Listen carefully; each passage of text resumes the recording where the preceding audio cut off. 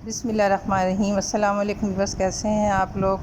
बस आज हमारे किचन में बीफ के रिश्तेदार शामी कबाब बना रहे हैं, तो इसके लिए देखते हैं आज की रेसिपी। तो यहाँ पे भी बस कबाब बनाने के लिए मैंने 1 किलो बीफ ले लिया है और आप देख सकते हैं इसको मैंने इस तरह से मीडियम पीसेस में कट करवाया है। तो सबसे पहले जो है कुकर में ये गोश्त शामिल कर लेते हैं।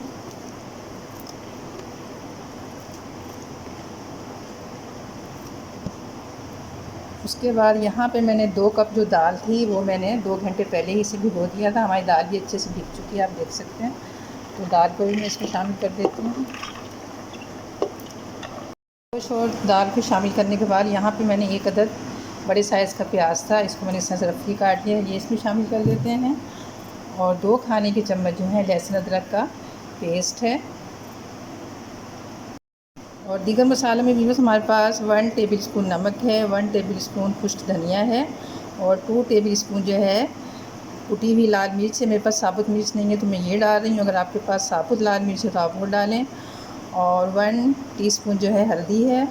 और जो काली मिर्च है ये ½ टीस्पून है, ये भी मेरे पास साबुत नहीं थी तो मैं जो है इसको कुटी भी डाल रही हूँ, तो ये इसमें शामिल कर देते हैं। दूसरे मसालों में भी बस हमारे पास ये दालचीनी के टुकड़े हैं 3 से 4 अदद। और ये हमारे पास जो है बे लीफ है 3 से 4 अदद, 2 बड़ी इलायची है, 4 छोटी इलायची है, 7 से 8 लौंग है और ये जावित्री की चंद पत्तियां हैं। और ज़ीरा भी मेरे पास जो था वो साबुत नहीं था तो 1 चम्मच कुटा हुआ ज़ीरा है, तो ये भी इसमें शामिल कर देते हैं। तो जो चीज़ें आपके पास साबित हैं वो साबित शामिल कर दें। मेरे पास जो चीज़ें साबित थी मैंने साबित शामिल कर दी और जो पिसी हुई थी वो पिसी भी शामिल कर दी। अब यहाँ पे बस मैं इसमें तकरीबन 3 कप जो है पानी शामिल कर देती हूँ। और पानी शामिल करने के बाद हम इसको अच्छे से एक दफ़ा मिला लेते हैं। और मिलाने के बाद ढक्कन दे के हम इसको 20 से 25 मिनट के लिए पकाएंगे ताकि हमारी जो गोश्त है ये भी गल जाए और दाल भी गल जाए। तो मैं इसको पकने के लिए चढ़ा देती हूँ चूल्हे पे। यहाँ पे भी बस 20 मिनट पकाने के बाद मैंने जो है कुकर का ढकना खोल दिया, आप देख सकते हैं। अभी इसमें पानी है तो मैं आग तेज़ जला के इसका तमाम पानी खुश्क कर लूँगी और हमारा जो गोश्त है वो भी गल चुका है। तो इसका पानी खुश्क करने के बाद फिर मैं आपको इसकी फ़ाइनल लुक दिखाती हूँ। बस मैंने इसका तमाम पानी खुश्क कर लिया था और करने के बाद मैंने इसी ही कुकर में इसको इस घोटने की मदद से अच्छी तरह से मैश कर लिया है। तो आप देख सकते हैं तमाम चीज़ें जो हैं वो अच्छे से जो है मैश हो गई हैं।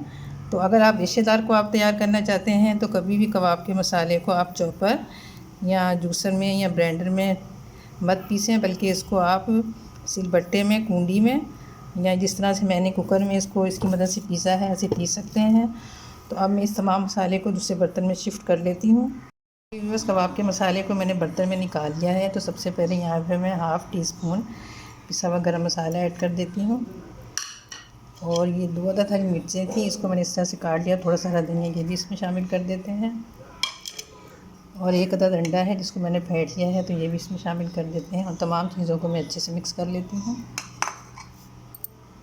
तो यहाँ भी बस मैंने तमाम चीज़ों को अच्छे से मिक्स कर लिया है, आप देख सकते हैं। अब हमारा जो मसाला है बिल्कुल रेडी है कबाब बनाने के लिए। तो अब हम इसे तैयार करेंगे और इस हमारे जो कबाब होंगे इंशाल्लाह आप देखिएगा रिश्तेदार बनेंगे। तो यहाँ पे बस मैंने कुछ कबाब तैयार कर लिए हैं, बाकी कबाब भी हम इसी तरह से तैयार कर लेंगे।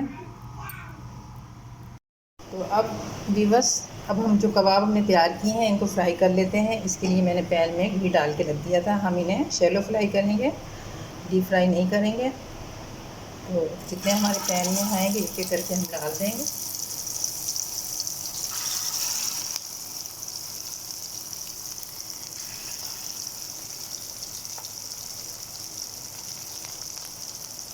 जैसे ही एक तरफ से कबाबों का गोल्डन कलर आ जाएगा तो हम दूसरी साइड से इसको पलट देंगे।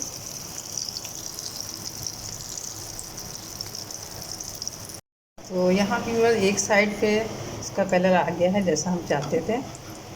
अब मैं इसको एहतियात के साथ इसको जो है पलट देती हूँ।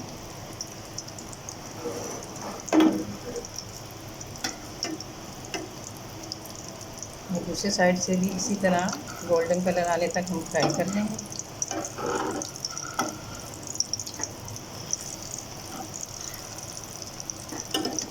यहाँ पे बस मैंने तीनों कबाबों को जो है पलट दिया है और दूसरे साइड से भी इसी तरह गोल्डन कलर आने तक हम इसको फ्राई करेंगे। तो यहाँ पे बस मैंने कबाब फ्राई कर लिए हैं। तो एक कबाब मैं आपको तोड़ के दिखाती हूँ कि हमारे जो कबाब हैं वो आप देख सकते हैं कैसे रेशेदार बने हैं। देखिए, तो कबाब तो आप ग्राइंडर में या जूसर वगैरह में भी डाल के इसे मिक्स कर सकते हैं मसाले को, लेकिन फिर आपके जो कबाब ऐसे रेशेदार नहीं बनेंगे। तो ऐसे रेशेदार कबाब बनाने के लिए आपको जो कबाबों का मसाला है वो या तो सिलबट्टे पे या इस तरह हाथ से मैंने पीसा है या फिर आप पूरी वगैरह पीस सकते हैं। तो भी बस उम्मीद करती हूँ आपको हमारी आज की रेशेदार कबाब की रेसिपी ज़रूर पसंद आई होगी। अगर आपको हमारी आज की रेसिपी पसंद आई है तो हमारी इस वीडियो को खूब लाइक और शेयर करें अपने अहबाब दोस्त साथियों के साथ, और हमारे चैनल को भी ज़रूर सब्सक्राइब करें, घंटी के बटन को भी ज़रूर प्रेस करें ताकि आने वाली नई वीडियो की नोटिफिकेशन आपको सबसे पहले मिल सके। तो मिलते हैं नेक्स्ट वीडियो में एक नई रेसिपी के साथ। जब तक के लिए अल्लाह हाफिज़।